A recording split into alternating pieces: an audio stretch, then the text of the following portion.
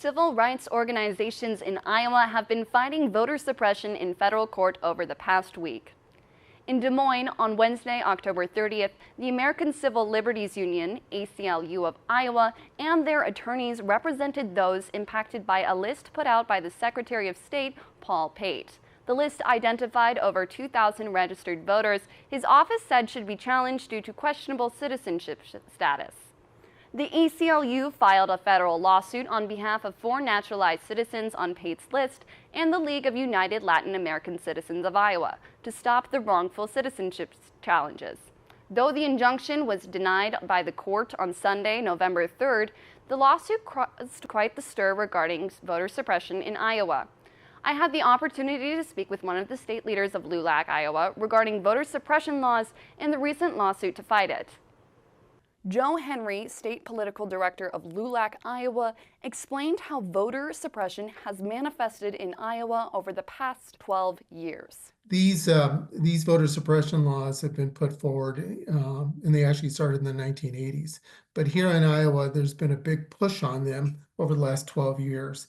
They have not only impacted Latinos and people from the Black community and other diverse communities, but also young and old, with the type of techniques that have been used to make it more difficult to vote, to register to vote. Looking specifically at Iowa Secretary of State Pate's directive, Henry shared how the directive harmed voters. What Pate did with his press release back, I believe it was October 24th, when he sent that out, it sent a chilling effect amongst those who are new citizens, basically saying that if you cannot prove that you are a naturalized citizen, you will have created a criminal act, a felony.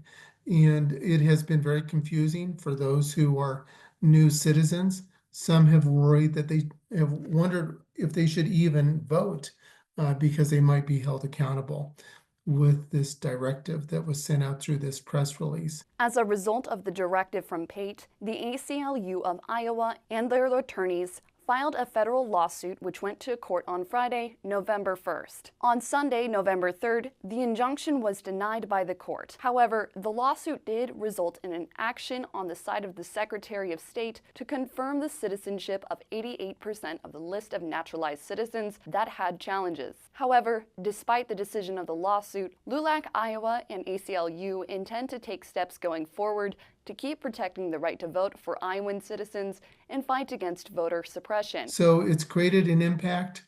We don't know how much of an impact, but to lose even one opportunity of a new citizen to prevent them from voting is a travesty. Our next steps, we have to have some meetings with the Secretary of State before the state legislature goes back into session.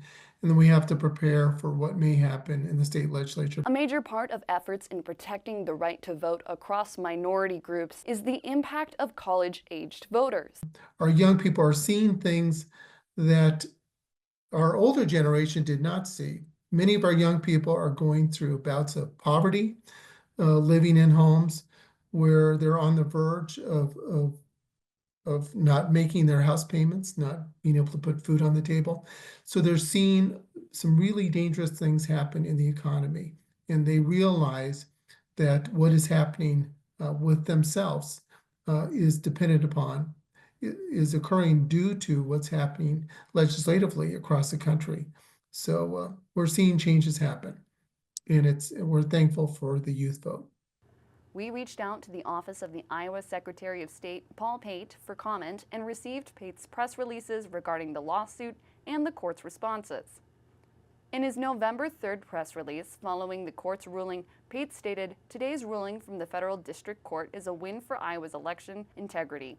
U.S. elections are for U.S. citizens, and ensuring only eligible voters participate in Iowa's election process is essential to protecting the integrity of the vote." Pate also emphasized that his role requires balance, ensuring that on one hand, every eligible voter is able to cast their ballot, while also ensuring that only eligible voters participate in Iowa elections. Pate also announced that his office is going to continue to seek clarity of the individuals who have self-reported as non-citizens, and once again urged the United States Citizenship and Immigration Services Office in Washington, D.C. to permit the Iowa field office to release this clarifying information to us, which is critical to ensuring only U.S. citizens vote in our elections. Voter suppression is an issue for all voters in Iowa, even if you don't belong to a minority group.